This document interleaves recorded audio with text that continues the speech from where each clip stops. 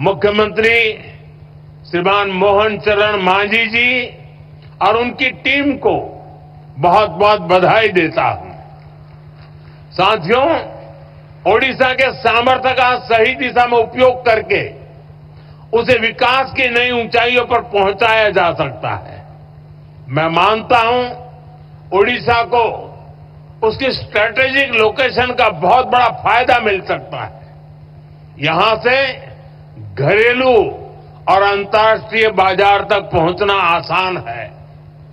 पूर्व और दक्षिण पूर्व एशिया के लिए ओडिशा व्यापार का एक महत्वपूर्ण हब है।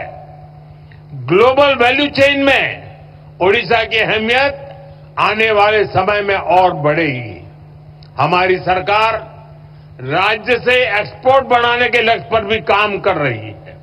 साथियों, ओडिशा में अर्बनाइजेशन को बढ़ावा देने की अपार संभावनाएं हैं। हमारी सरकार इस दिशा में ठोस कदम उठा रही है।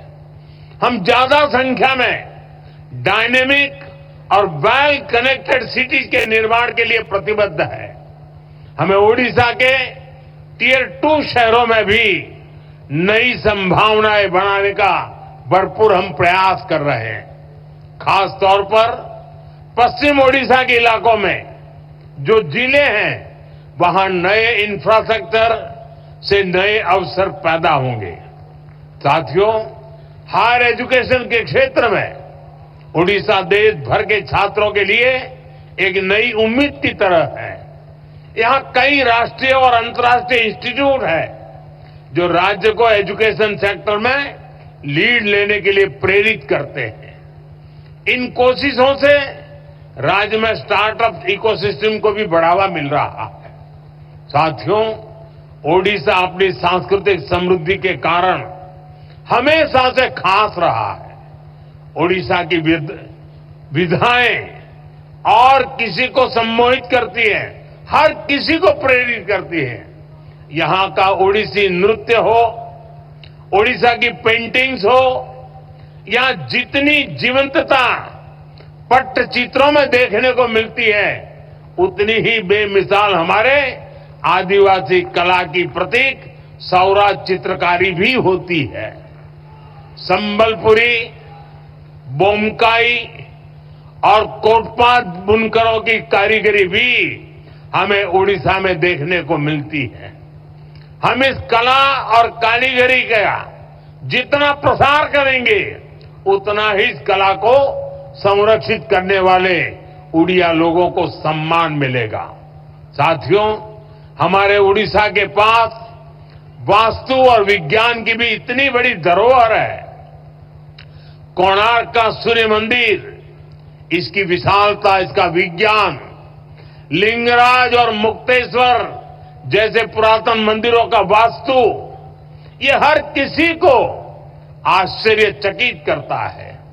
आज लोग जब इन्हें देखते हैं तो सोचने पर मजबूर हो जाते हैं कि सैकड़ों साल पहले भी उड़ीसा के लोग विज्ञान में इतने आगे थे। साथियों, ओडिशा पर्यटन की दृष्टि से अपार संभावनाओं की धरती है।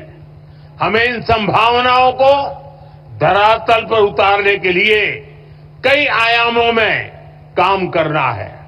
आप देख रहे हैं, आज ओडिशा के साथ साथ देश में भी ऐसी सरकार है जो ओडिशा की धरोहरों का, उसकी पहचान का सम्मान करती है।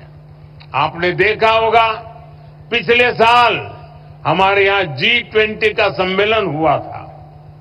हमने G20 के दौरान इतने सारे देशों के राष्ट्राध्यक्षों और राजनयिकों के सामने सूर्य मंदिर की ही भव्य तस्वीर को प्रस्तुत किया था।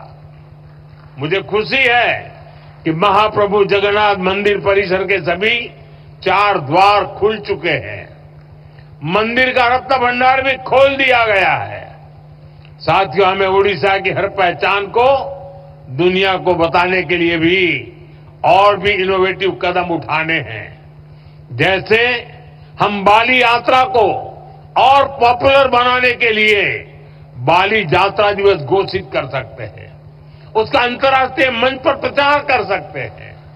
हम ओडिसी नृत्य जैसी कलाओं के लिए ओडिसी दिवस मनाने की शुरुआत कर सकते हैं।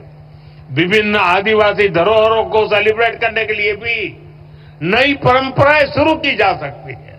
इसके लिए स्कूल और कॉलेजों में विशेष आयोजन किए जा सकते हैं। इससे लोगों में जागरूकता आएगी, यहां पर्यटन और लघु उद्योगों से जुड़े अवसर बढ़ेंगे।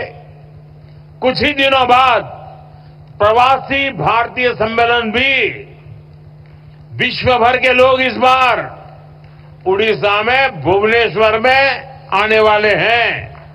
प्रवासी भारतीय दिवस पहली बार उड़ीसा में हो रहा है। ये सम्मेलन भी उड़ीसा के लिए बहुत बड़ा अवसर बनने वाला है।